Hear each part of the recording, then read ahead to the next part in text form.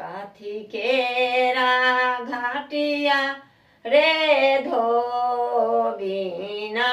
काथी केरा पाट काथी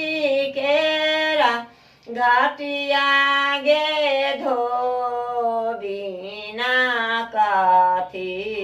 केरा पाट काथी सारू पावे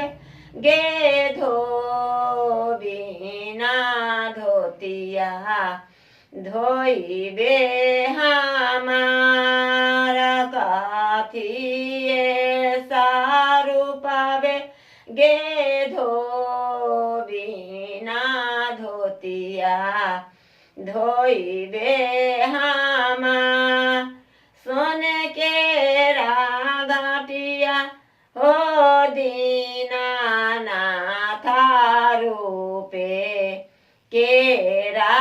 पाट दूधा बेसारू पावे हो दीनानाथ धोतिया धोइबो तोहार दूधा बेसारू पावे हो दीनानाथ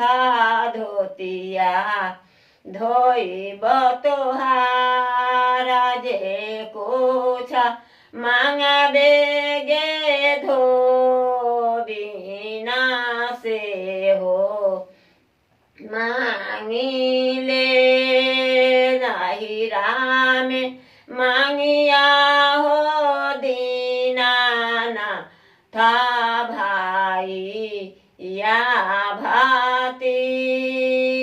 सासुरा में मांगिया हो